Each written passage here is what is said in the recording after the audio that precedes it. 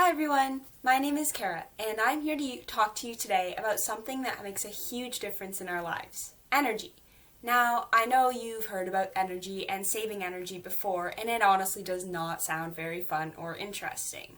However, energy is actually cooler than you might think, and saving energy can have a huge effect on your life. How does your energy use connect to climate change? And how many light bulbs could the world power if we used all of our energy at the same time? If you don't know, keep listening and you will find out. Today, we're going to tackle energy at 3 levels: how it's used around the world, how it's used in the lovely area that is Essex County, and how you use it. But first of all, let's clear something up. What exactly is energy? Energy is any type of usable power and the resources we need to create that power. An obvious example is electricity. We use it to power our lights and appliances at home. However, electricity isn't our only type of energy. Energy also includes the gasoline and diesel that runs our cars and the natural gas that heats our homes. In our lives, we use energy almost constantly. Think about right now. You're probably sitting in a classroom with some of the lights on, watching this video from an electricity-powered device. That's pretty cool, but there are also some not so great things about energy. Since you and so many people around the world are constantly using energy, we need a lot of it. This can be pretty expensive, and some ways we produce energy aren't great for our environment. Some of our sources even contribute to climate change. So, now, we're solid on all the basics of energy. Let's dive in. First of all, energy is used worldwide. But do you know how much? It's a crazy number. Let's look at energy globally, how much we use, and how it impacts our planet. Our world uses massive amounts of energy, and some of our sources aren't good for the environment. They contribute to greenhouse gas emissions, a main cause of climate change. Here's a short video within a video to learn more about how energy affects climate change. Energy is important. It warms our homes, moves us, cooks our food, and powers our economies. But our current usage of energy is a leading contributor to climate change. Over 80% of the energy sources we use come from fossil fuels, like oil, gas, and coal. These emit greenhouse gases. Greenhouse gases act as a layer of insulation, trapping some of the sun's warmth before it is released back into space. This process is known as the greenhouse gas effect. The primary greenhouse gases from energy production and consumption are methane and carbon dioxide. The rate at which we have added greenhouse gases to the atmosphere since industrialization is the leading cause of climate change. Climate change is causing extreme weather events like droughts, floods, fires, and hurricanes. These events will increase in frequency if we do not reduce emissions in the atmosphere. Here's a graph that actually shows the greenhouse gas concentration in our atmosphere. You can see that for millennia, it's been really stable, pretty stable anyways. But then recently, with our modern lifestyle and the amount of energy we use, it's spiked way upwards. And the amount of energy our world needs is still increasing. How much do we actually use? Let's watch this second short video. The world is a big place. It's home to over 7 billion of us. And in the next 2 decades, we'll have another 2 billion join the party. And to keep that party going, we're going to need a ton of energy. And a bigger punch bowl. Right now, we need to produce about 170 million gigawatts of energy to power our world. And that doesn't even cover all of us. There are still around 1.2 billion people with little or no access to electricity. And by 2040, we're set to add the equivalent demand of an additional India and China. In total, our world is going to require around 47 million more gigawatts than what we consume today. To put that into perspective, 1,000 gigawatts can power 10 billion 100-watt light bulbs all at the same time. Or send Marty McFly back to the future 826 times. It's a lot. But it's not just a growing population that's causing this increased demand. Although we continue to devise energy efficiencies, more people are simply using more of it. People rising out of poverty are able to buy things that require energy to produce and to power. And as we become a more digitized civilization, we require more electricity to power all of our gadgets. Also, as our world grows increasingly connected, we need to transport a lot more stuff, including ourselves. To meet all of this demand, we need to get energy from wherever we can get it. Right now, fossil fuels supply about 80% of that energy, with the remaining 20% coming from sources including nuclear power, biofuels, hydro, and other renewables like solar, wind, and geothermal energy. Even as the world strives to replace carbon-intensive fuels with alternatives, unless we're willing to return to the Dark Ages, Literally. we're going to need all sources of energy for some time to come. Okay, so we know the world uses a ton of energy, and energy is a big factor in climate change. But stats about world energy use are pretty overwhelming. To put this in perspective, let's zoom in a little. We use energy here in Essex County, and we have also been seeing impacts of climate change. Why not look a little closer at our own area? I'd like you to take a moment to think about any local impacts of climate change. Do you know of any that have affected you or your family? Take a minute and then share with your classmates.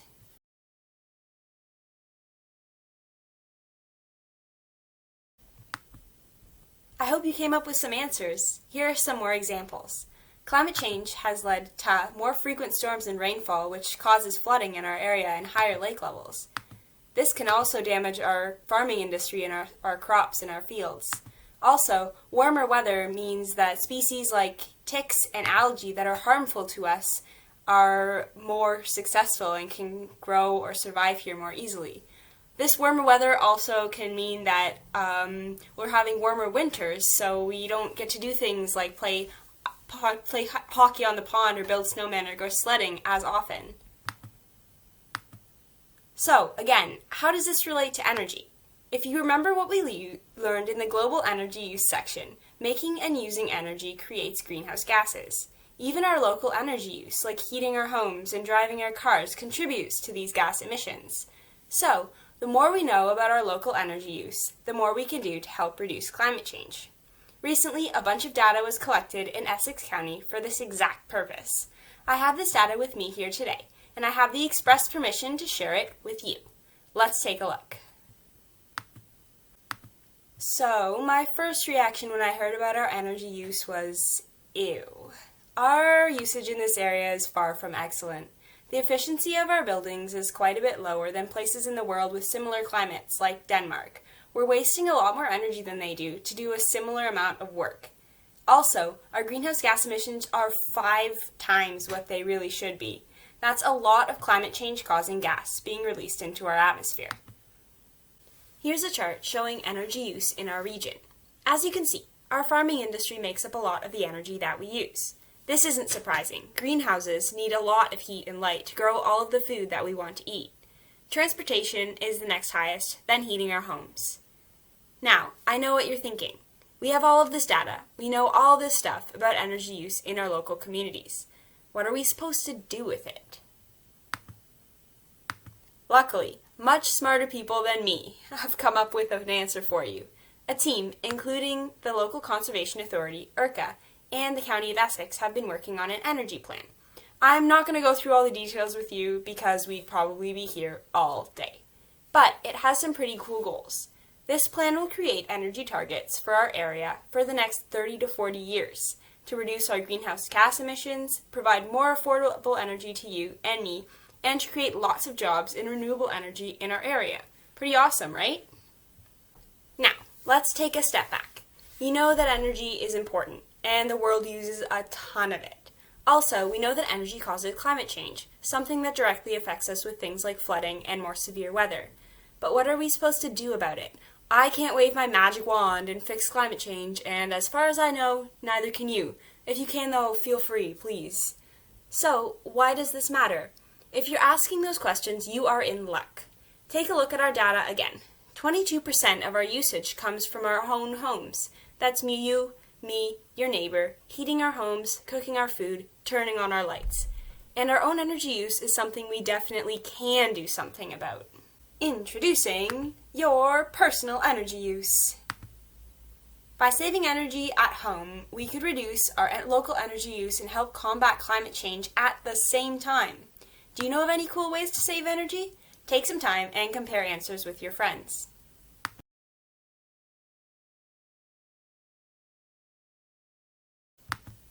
I'm sure you came up with some awesome ideas. Since I can't hear them, I'm going to quickly go over some of the main ones. First off, home retrofitting. This is a fancy way of saying giving your home an energy-saving makeover. A lot of energy in a house is lost when heat or air conditioning escapes through cracks. By replacing windows, doors, adding insulation, you can patch these cracks and keep your air inside. Buying energy-efficient appliances can also really lower your energy costs. However, I know that buying new windows and appliances can be really expensive. You don't have to do an entire home makeover to save a lot of energy. Making an effort to conserve electricity can also make a huge difference. One thing you can do that I'm sure you've all heard about millions of times is turning out the lights when you don't use them. Also, LED light bulbs use 25 to 80% less energy than traditional incandescent bulbs. They can be pricier to buy, but they last up to 25 times longer. Ask your parents what kinds of light bulbs you have in your home. Finally, here's something that I just learned about: phantom power. Did you know that 75% of energy consumption by devices and appliances occurs when they're plugged in but not in use? 75%. That can make up 10% of your energy bill. So remember to unplug those devices or those PlayStations or Nintendo Switches when you aren't using them. Next, idling. This isn't really related to your house, but I think it's important to mention. Idling is leaving your car on when you aren't driving. Maybe your parents do this while they're waiting to pick you up from school, or you have those super fancy keys that let you start your car before you even walk outside.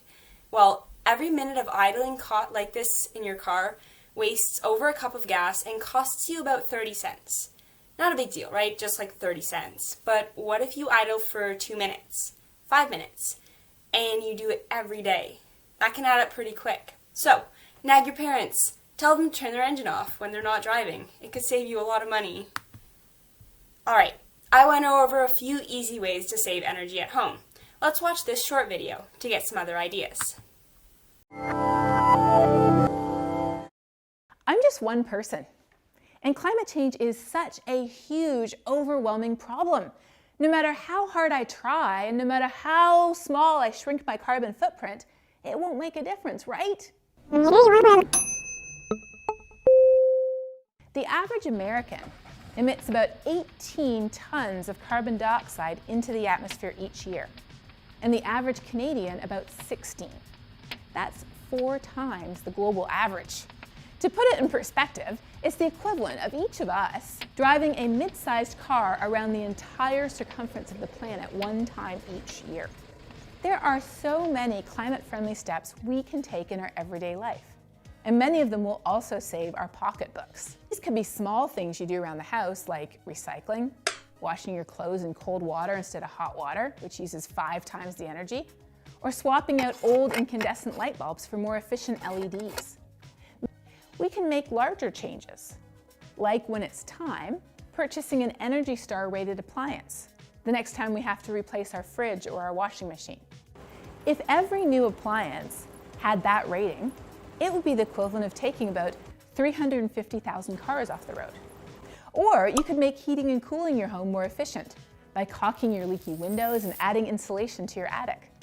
If your house isn't weatherized, you're likely losing as much energy through air leaks each year as you would if you just left a window open the whole time. Doing something as simple as installing a $50 programmable thermostat could lower your energy bill and your emissions by 15%. As you can see these days, there are a lot of good options. Doing all of these things can really benefit you. First of all, like I've mentioned before, it saves you money. Essex County spent $820 million on energy-related costs in 2020. That's $4,300 per person. That is a whole lot of money you could use to, I don't know, buy clothes, video games, go on vacations. Imagine what you could do with that if you didn't have to spend it on energy. Also, saving energy through a home retrofit will make your house more comfortable. You'll lose less air-conditioned air through cracks, making your house warmer in the winter and cooler in the summer. Finally, doing these things helps us solve a bigger problem: climate change. If we all use less energy, we reduce our individual greenhouse gas emissions. This can help us save our area from the worsening effects of climate change and save all of those things like pond hockey, that we love too much to lose. That is everything from me today. Before I go, I wanted to challenge you to use some of these strategies to save energy at home. It may not seem like you're doing much, but trust me, saving energy can make a huge difference. Also, I'm hoping that you can use some of your home retrofitting expertise in a high-stakes engineering challenge that your teacher will explain to you. Thanks everyone! Have fun saving energy!